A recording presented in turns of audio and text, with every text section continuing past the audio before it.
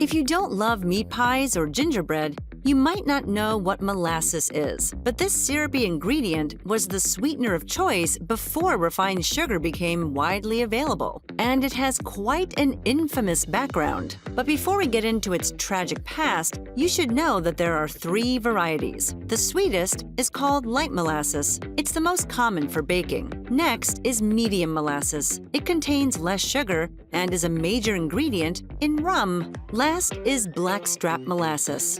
It's dark, bitter, and filled with vitamins and minerals. Blackstrap molasses is used more often as a health tonic than a sugar substitute. But how is molasses made? When was it first invented? And what is so not sweet about its history? Did it involve a tragic factory accident? A German chemist? Or did it have something to do with the slave trade? Put your answers below and stick around for the sticky secrets of molasses. Molasses existed in India back in 500 BCE. It's made by boiling the juice from a sugarcane plant.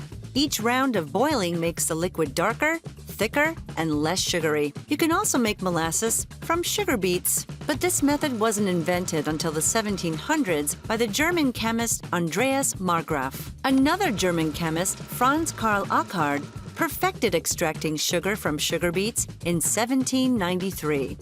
Can you guess which European country produced the most sugar in the 1800s? Germany would be a logical answer, but it's not the right one.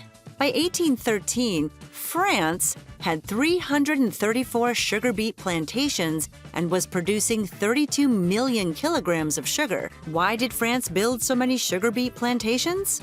Napoleon. During the Napoleonic Wars, France was cut off from the West Indies, its sugar supplier. So, Napoleon granted land and gave money to start a sugar beet industry.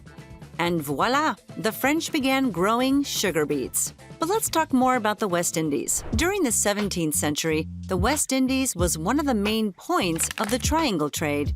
A simple explanation goes something like this. English goods were shipped to West Africa to buy or trade for enslaved African people. They were shipped across the Middle Passage to the West Indies, then sold for money and, you might have guessed it, molasses.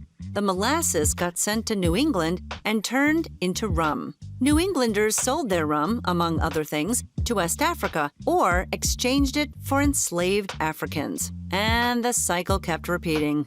So, molasses helped perpetuate the slave trade. And this is the worst part of molasses' history. So if you guessed the slave trade, then congratulations for knowing your history. But this was not the only awful thing that molasses has been part of. It also killed people. This is where the story gets interesting. During World War I, molasses was in high demand, but not to indulge the soldiers' sweet tooths. It got converted into the industrial alcohol used to create weapons. One such factory was in the packed neighborhood of Boston's North End. Inside the factory was a giant tank that contained 9.7 million liters of molasses. The tank was 5 stories tall. Almost immediately, the tank started leaking molasses. How did the owners fix the problem? They painted the tank brown so you couldn't see the leak. It's kind of like my plumbing skills. On January 15, 1919, the tank failed. And not in a slow as molasses kind of way. A 5-meter wave of molasses crashed through the neighborhood.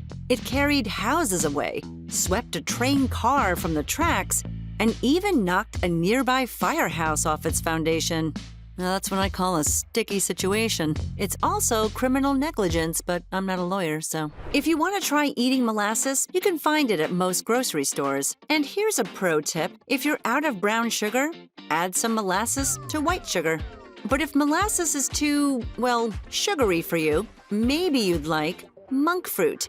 This ancient food source is a zero-carb replacement for sugar, but you'll have to pay its high price. With your life. No, just kidding.